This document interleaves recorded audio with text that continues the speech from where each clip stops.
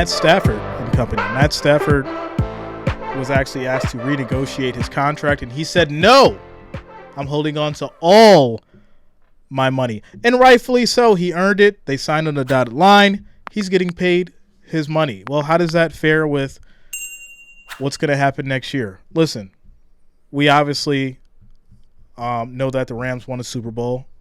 Could they get another one is what's in question. Is this Rams team actually viable in the upcoming 2023 season? Well, let's get into it. Let's take a look at the depth chart and then get into the schedule. Well, as for your starters, you got Mr. Matthew Stafford, running back Cam Akers, Sony Michel in the second, which I really, really loved Sony Michel when he was with the Patriots.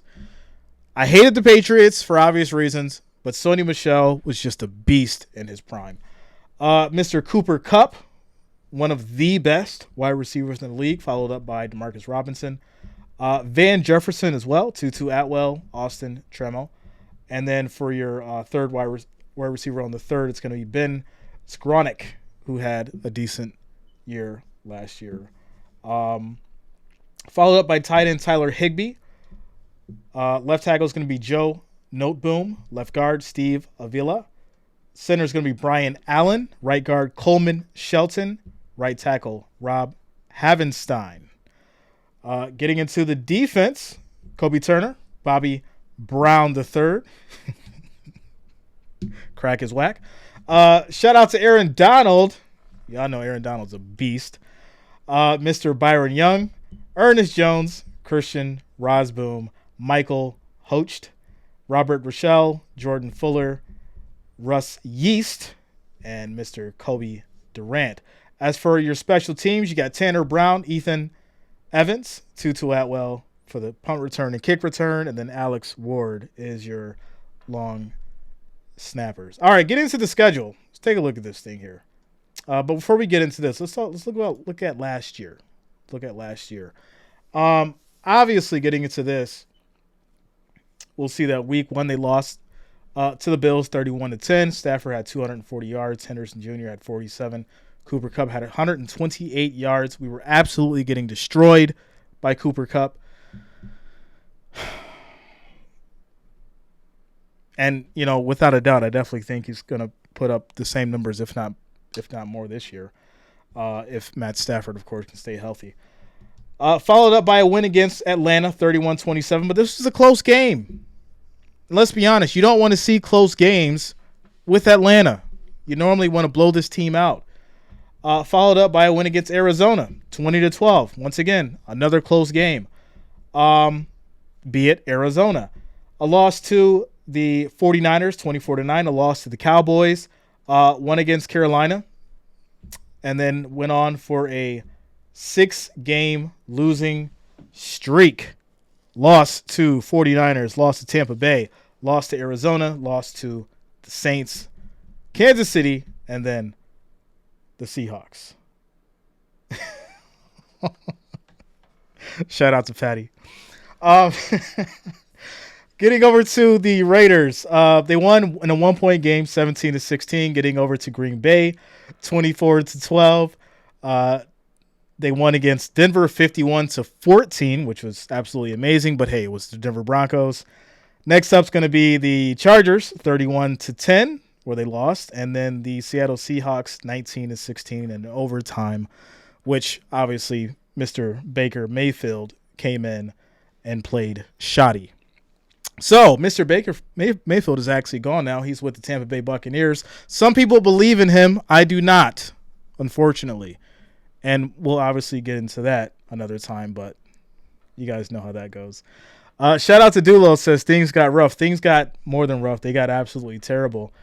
The real question is this: whether or not the Rams can not only come back in a season where everything has changed, not only from a division standpoint, but just from, the NFL in general. When you look at all the rookies that have so much talent, when you look at the teams that are structured, contracts that have been restructured, I do feel like Stafford should have obviously, maybe restructured his contract to get a little bit more on defense. They're paying Aaron Donald a ton of money.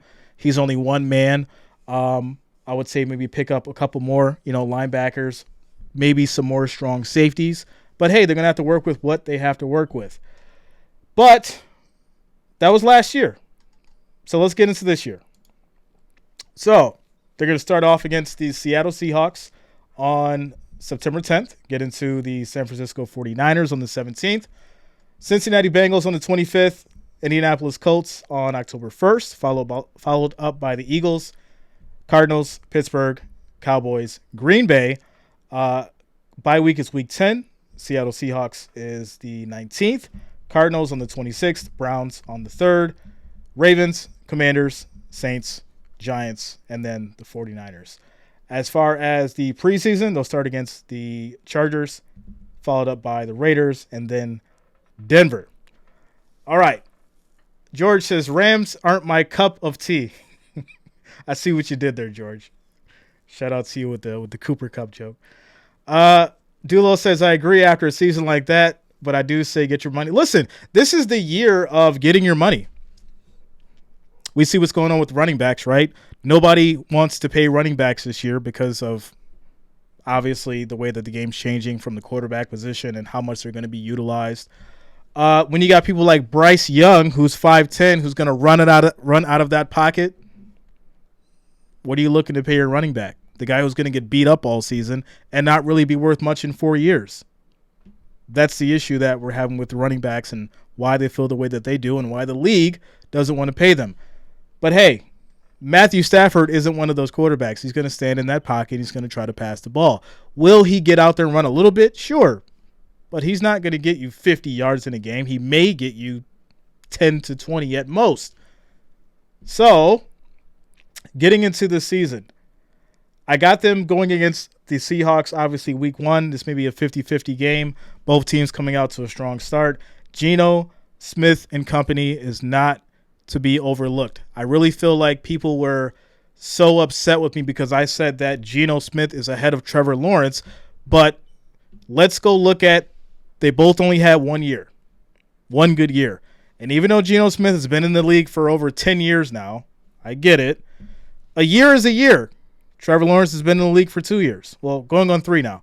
So what have you done for me lately, right? If they both had 1 year apiece, they're in the same boat. It doesn't matter if Geno Smith's been in the league for 20 years and Trevor Lawrence has been in the league for 5. They both have 1 good year under their belt. Geno Smith threw for more yards, more touchdowns. They both made it to the playoffs. But hey, getting into this schedule, I think this is a 50-50 game, to be honest. They're both going to start off strong. 49ers, depending on the quarterback situation there, with Trey Lance coming back, once again, it's a toss-up whether or not Trey Lance is actually going to be available to play at his full potential, utilize those pieces that Mr. Brock Purdy was.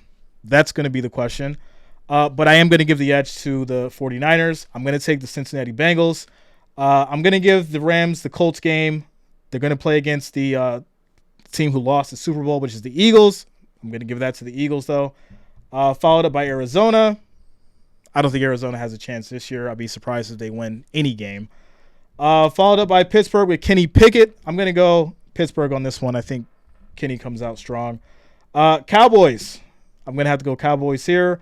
Green Bay is another 50-50 game for me. Jordan Love is fresh. He's new. I got to see him play before I really, really dig into the Green Bay team again. Week 10 is going to be a bye week, obviously. The rematch with Seattle Seahawks, same thing.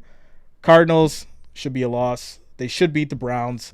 Baltimore's not going to be easy. You obviously got Lamar Jackson. Mr. Odell Beckham Jr. is looking to ball out. I'm going to give the edge to Baltimore.